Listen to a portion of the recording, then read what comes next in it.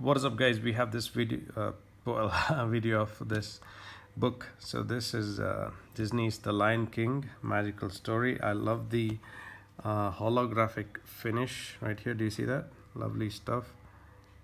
And let's open it up.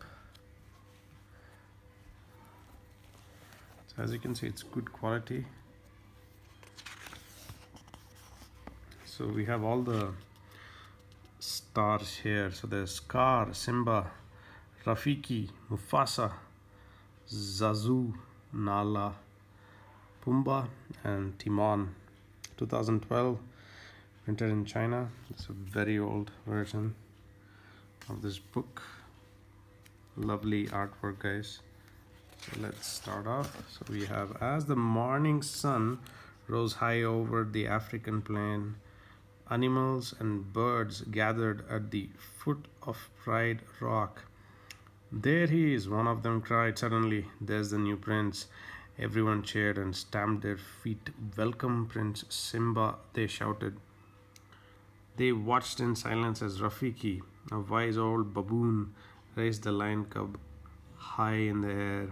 The clouds parted and the sun rays shone down on the future king. Slowly, Rafiki lowered his arms and took Simba back to his proud parents, King Mufasa and Queen Sarabi. It was a very special day.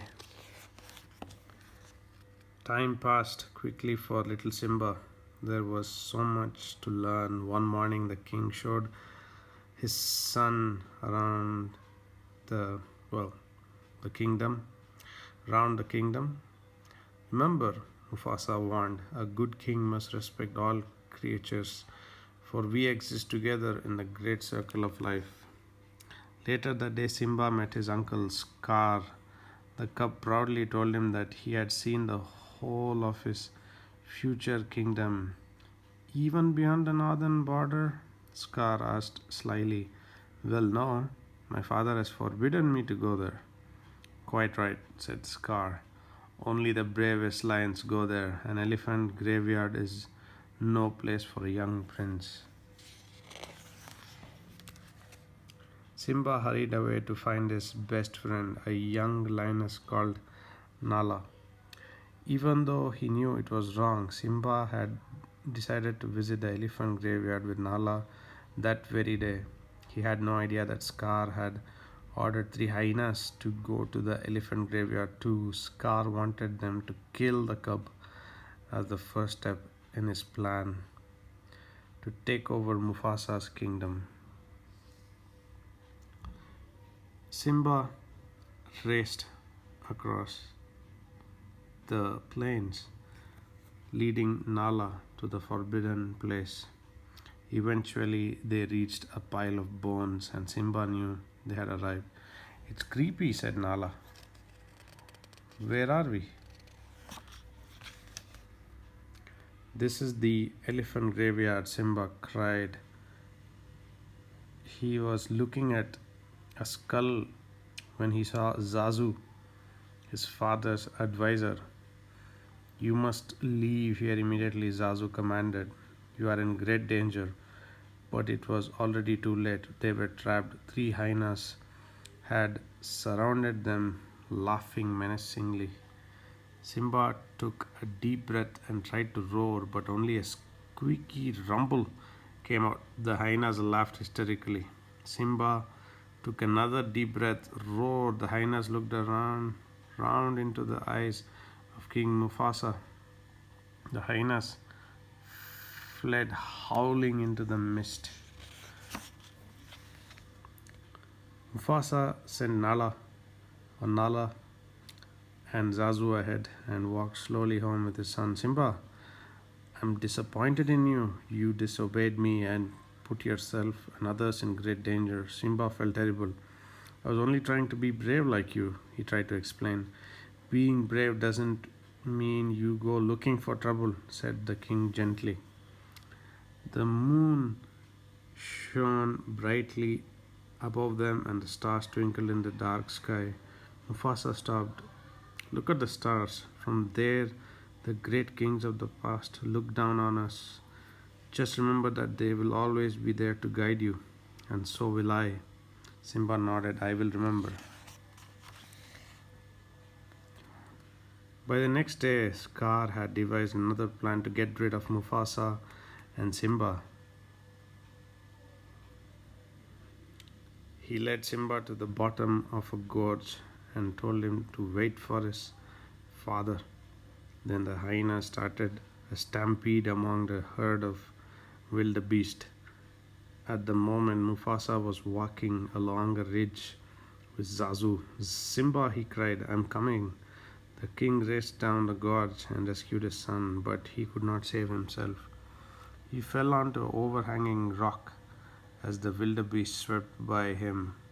Looking up, he saw his brother. Scar, help me, he cried, but Scar just leaned over and whispered, Long live the king. Then he pushed Mufasa into the path of the trampling wildebeest. When the stampede was over, Simba ran to his father's side. Father, he whispered, nuzzling Mufasa's mane. But the king did not reply, and Simba started sobbing. Simba, said Scar coldly, what have you done? This is all your fault, he lied. The king is dead, and you must never show your face in the pride again. Run away and never return. Scar returned to take the royal throne at Pride Rock for himself. Simba stumbled, exhausted and frightened, through the grasslands towards the jungle. He took a few more shaky steps and collapsed. Hungry vultures circled above him. Eventually, Simba opened his eyes. A warthog called Pumbaa and Timon, a meerkat, was gazing down at him. They poured water into his dry mouth. You nearly died, said Pumbaa. We saved you. Thanks for your help, said Simba. But it doesn't matter. I have nowhere to go. Why not stay with us, said Timon kindly. Put your past behind. Remember, Hakuna Matata, no worries. That's the way we live. Simba thought for a moment and decided to stay in the jungle with his new friends.